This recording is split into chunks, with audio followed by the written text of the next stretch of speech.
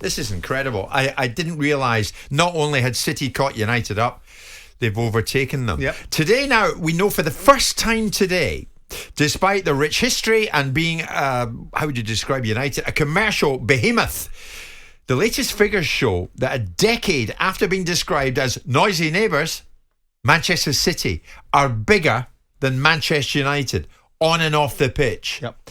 Now, for the first time in their history, City overtook United for revenue last season.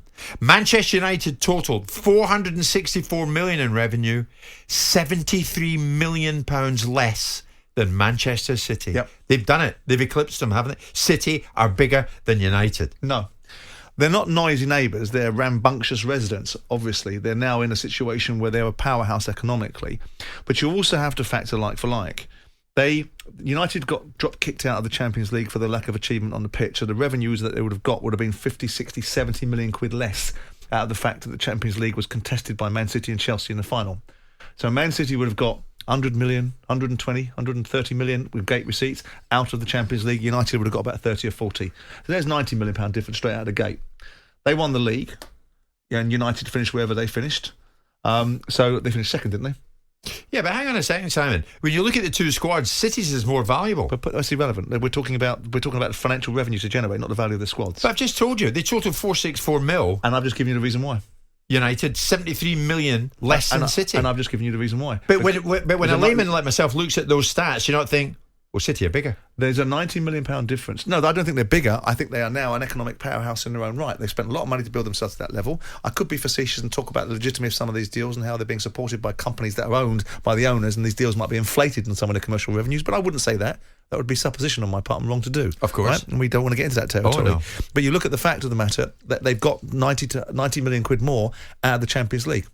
So if you've got Man United and Man City in a final in the Champions League, who would have earned more money that year? Who would have earned more money? Who would have had bigger turnover? Well, I know what. If you get City and United in a final, the more valuable squad is City's. But put aside the valuable squad, you're talking about revenue as a composition, the turnover, the argument centres. Well, you're going to tell me United. Well, of course they would have done. United would have got another 70, 80 million quid by getting to the Champions League final. Their turnover would have been £20 million bigger than Man City's then. Stop feeding him information, Luke, to try and help him out here. But the bottom line is... I don't need any help. The bottom line is that Man City are a bona fide, as far, and let's be clear, in big business terms, £500 million a year is a small business. So we're talking about small businesses in the world of big business, right? So £500 million turnover, but the reach that they have in terms of the branding and all of that goes on, and the iconic representation that football clubs have, United are still far bigger in the hearts and minds of those around the world than Man City. But Man City are building up real momentum, but you can't get back. You can't get back Busby Babes.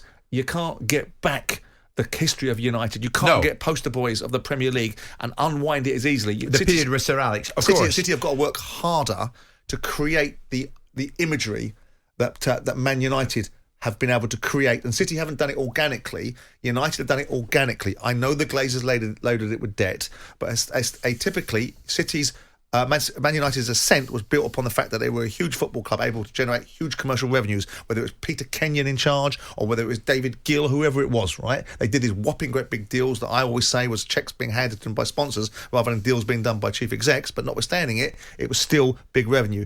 Man City have had to power their way through Middle Eastern money to get to the point where their revenue streams are at a certain level.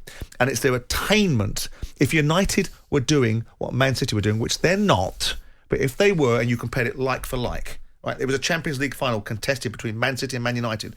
Man United's turnover would now be bigger than Man City's marginally.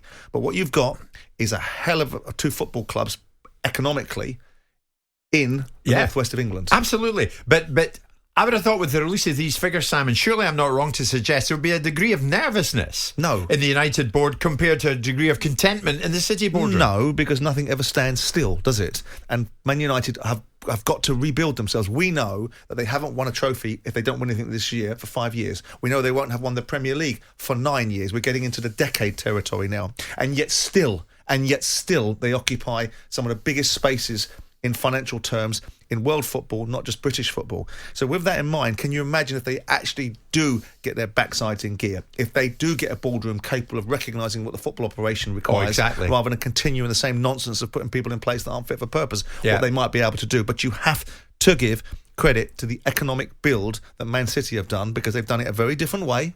And in a relatively short time. In a relatively 14 years, since probably a little bit longer, because T1 Archer came in and gave the first kickstart to the finances of Man City, and then you go again with Sheikh Mansour, who took it to a different level, and the rules were set by Chelsea. The rules of ownership were changed by Sky in 92, then changed by Abramovich in 2003, and changed again by Mansour in 2008, and may yet be changed again by the Saudi Arabian state ownership of Newcastle.